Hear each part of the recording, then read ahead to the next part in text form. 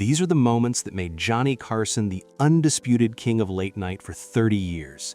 From 1962 to 1992, The Tonight Show starring Johnny Carson created television magic 5 nights a week, and the comedy still makes us laugh today. Picture this: 50 million people watching a single television show. That's how many tuned in for Johnny's final episode in May 1992. But the real treasures weren't in the carefully planned farewell. They lived in the thousands of spontaneous, unscripted moments that erupted when live television collided with perfect comic timing. Let me take you back to April 29, 1965. Ed Ames, who played Mingo on The Daniel Boone Show, came on to demonstrate tomahawk throwing. The studio audience watched as Ames lined up his throw at a man-shaped outline on the wall. The tomahawk flew through the air and landed with a solid thunk directly in the crotch area of the target. What happened next was pure Carson genius. Instead of immediately jumping in with a joke, Johnny let the laughter build. The audience roared. They kept roaring, and Johnny just stood there, milking that moment for everything it was worth. Finally, after what felt like an eternity of laughter, he delivered the perfect line, "I didn't even know you were Jewish." That moment, that pause, that's what separated Johnny Carson from everyone else. He knew when to talk and when to let the moment breathe. The audience laughed for 4 minutes straight. 4 minutes! In television time, that's an eternity. But Johnny recognized comedy gold when he saw it. The magic of The Tonight Show wasn't just in the planned segments. It exploded in the chaos that erupted when things went sideways. And nothing went sideways quite like the animal segments. Jim Fowler from Wild Kingdom, Joan Embry from the San Diego Zoo, Marlon Perkins, these people brought creatures that had no business being in a television studio, and Johnny's reactions became legendary. There was the time in 1982 when a hawk decided Johnny's perfectly coiffed hair would make an excellent perch. The bird landed right on his head, and Johnny's face, that expression of controlled panic mixed with, "I still have to be funny," became television perfection. He couldn't move, he couldn't run, he just had to stand there with a predatory bird using his head as a landing pad while millions watched. But perhaps no animal segment created quite the same blend of confusion and comedy as the night the baby elephant decided the studio floor looked like a perfect bathroom. Right there, on live television, nature called. And Johnny, ever the professional, just looked at the camera with that trademark smirk and said, "This is why we can't have nice things."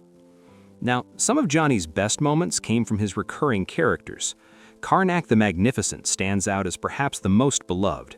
Picture Johnny in oversized turban and cape, pretending to be a mystic who could divine the questions to given answers.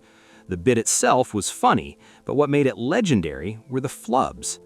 Carnac would hold an envelope to his head and announce the answer, "Sis boom ba." Then he'd tear open the envelope and read the question, "What sound does an exploding sheep make?"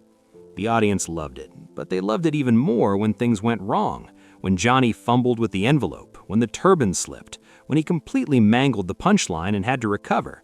Those moments of imperfection created perfect television.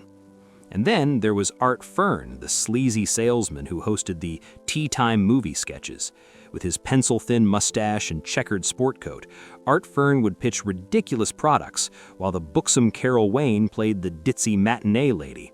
The running gag about the Slauson Cutoff, a real Los Angeles freeway exit, became so famous that people would drive miles out of their way just to see the sign. But let me tell you about December 17th, 1987. This was the night Myrtle Young appeared on the show.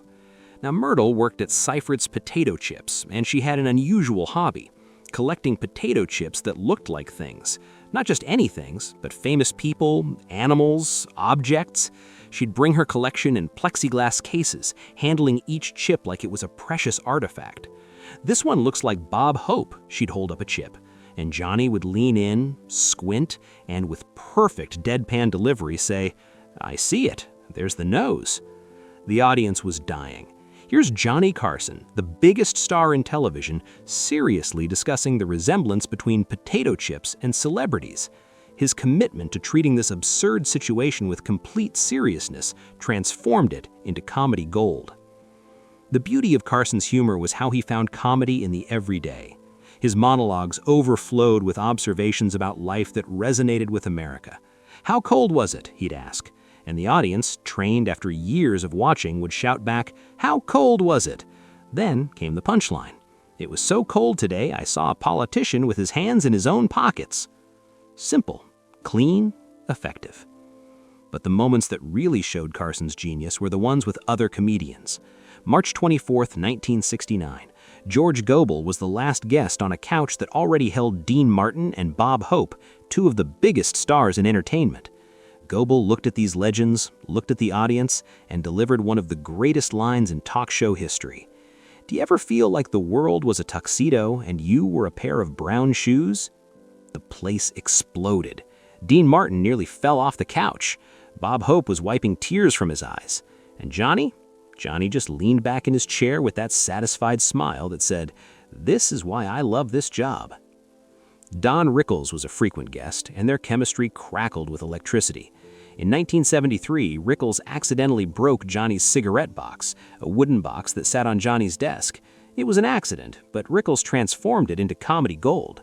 For years afterwards, whenever he appeared on the show, he'd walk over to check on the box. "Just making sure it's okay, Johnny." The audience was in on the joke. They waited for it. They loved it. One night, Rickles went to check the box and found it had been replaced with a metal one. Without missing a beat, he picked it up and threw it on the ground. "There, now we're even." Johnny's reaction, that mix of genuine surprise and mocked outrage, hit perfectly. The Tonight Show wasn't just about the big laughs. It thrived on the moments between the moments. Johnny's pencil tapping during the monologue, his golf swing when a joke bombed, the way Doc Severinsen and the band would play Tea for Two when things went south. These little touches, these inside jokes with the audience, they made you feel like you were part of something special. And you were. You were part of a nightly ritual that brought America together. At 11:30 p.m. Eastern Time, millions of people were laughing at the same jokes, watching the same disasters unfold, sharing the same moments of pure comic joy. Robin Williams appeared on the show more than 50 times, and each appearance felt like watching a comedy tornado touchdown. Johnny would ask a simple question, and suddenly Robin was doing 17 different characters, turning Johnny's desk into a prop, making sound effects, and creating complete chaos. But watch Johnny during these moments. He wasn't trying to control Robin. He was enjoying the show just like the rest of us. The same with Rodney Dangerfield, who appeared more than 70 times. Rodney would come out, tug at his tie, and launch into his routine. "I tell you, I get no respect at all. My wife likes to talk during sex. Last night she called me from a hotel." And Johnny would just lose it. That genuine laugh, that real appreciation for a perfectly crafted joke, that's what made the show special. But perhaps the most touching funny moment came during one of Dean Martin's appearances. Jerry Lewis was on the show in 1985, and Dean Martin made a surprise appearance. The two hadn't spoken in years, and their reunion on Johnny's couch was both funny and poignant. Only Johnny could have orchestrated that moment, creating space for both comedy and genuine emotion. The animals, though, they provided some of the most reliably unpredictable moments. Joan Embry from the San Diego Zoo appeared more than 90 times, and each visit became an adventure. There was the time the baby orangutan decided Johnny's head needed grooming and wouldn't let go, the night the snake got a little too friendly with Johnny's leg, the evening when the baby leopard decided Ed McNamara looked like lunch. Johnny's reaction to these moments always followed the same pattern, controlled panic masked by one-liners. "I haven't been this nervous since my wedding night," he'd quip while a tarantula crawled up his arm, and that didn't end well either. The show created phrases that entered the American lexicon. When Johnny's character Floyd R. Turbo, the ultra-conservative commentator in the plaid hunting jacket, would deliver his outrageous editorials, people would quote them at work the next day. When Aunt Blabby would gossip about celebrities, her made-up stories would somehow become part of the cultural conversation. "May a diseased yak squat in your hot tub," one of Carnac's curses, became a catchphrase. People who had never seen the show were saying it. That's cultural impact. That's the power of comedy that connects. The famous Slousin' cutoff from the Art Fern sketches became such a phenomenon that people would send Johnny photos of themselves at the actual freeway exit. He'd sometimes show these on the air, delighted that a throwaway joke had taken on a life of its own.